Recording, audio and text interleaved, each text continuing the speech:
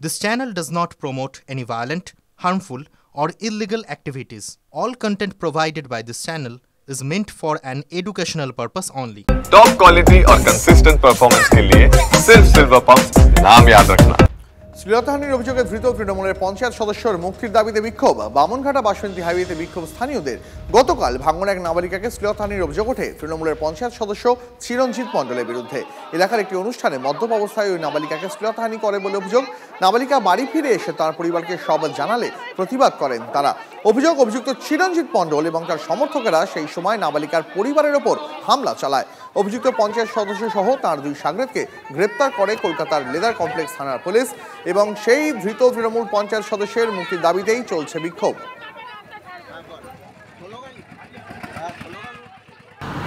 আমাদেরই পাড়ার কয়েকজন বোন খুব হাউ হাউ করে কাঁদছে, কেঁদে তারা আমাকে জানায় যে অত্যন্ত দুর্ভাগ্যজনক ঘটনা একটা তার উপরে ঘটেছে বা ঘটিয়েছে কয়েকজন। একটা অত্যন্ত খারাপ ঘটনা।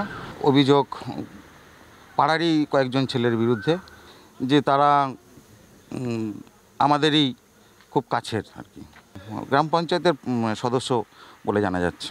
যে কজন চারটে ছেলে মদ খেয়ে এসে ওর মধ্যে গেল কেন, আমার কাছে প্রশ্ন এইটাই। গিয়ে তাদের উপরে ঝাঁপিয়ে পড়ে ছাড়ছে না গো, মেয়েরাও গামছা ছাড়ছে না, এরাও টানা হিরা করছে তাদের গায়ের উপরে পড়ে। এদের আমি ওই জন্য প্রশাসনের উপরে বলছি যে আপনারা স্টাম্প নিন ওদের উপরে, সারা জীবন যেন জেল খাটে। আমাদের ওই চিরঞ্জিত বসুদেব আছে, ভেলটা আছে, গ্রাম পঞ্চায়েত সদস্য।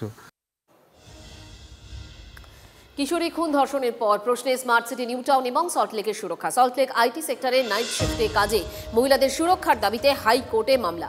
টিম গঠন করে সুরক্ষা ব্যবস্থার উন্নতিতে পর্যালোচনা করে দেখবে স্বরাষ্ট্র দফতর।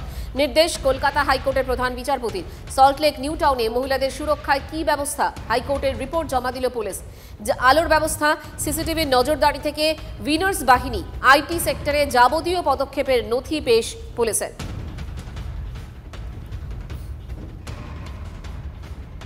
নাবালিকার নৃশংস পরিণতির পর টনক নড়েছে পুলিশের। নিউটাউন থানা এলাকায় বসানো হয়েছে CCTV camera. Lohapul, Mridha market, Gouranga ঢালাই ব্রিজ, যাত্রাগাছি, মিশন বাজার, জ্যোতিনগরে বসানো হয়েছে সিসি ক্যামেরা। যাত্রাগাছি মোড়, গৌরাঙ্গ নগরে নতুন ব্রিজ, তরুলিয়া ঝিলপাড়েও বসানো হবে সিসি ক্যামেরা। কিন্তু বিরোধীদের প্রশ্ন, এত দেরিতে কেন ঘুম ভাঙল প্রশাসনের? নিউটাউনে নাবালিকাকে যৌন হেনস্থার ঘটনার পরে প্রশ্ন ওঠে নিরাপত্তা নিয়ে। সেই জল গড়ায় কলকাতা হাইকোর্ট পর্যন্ত। তারপরেই দেখা যাচ্ছে যে নিউটাউনের বিভিন্ন জায়গায় লোহাপোল সংলগ্ন এলাকায় 4খানা সিসিটিভি বসানো হয়েছে। এছাড়াও বিভিন্ন জায়গায় প্রায় 6টি জায়গায় 20খানা সিসিটিভি বসানো হয়েছে।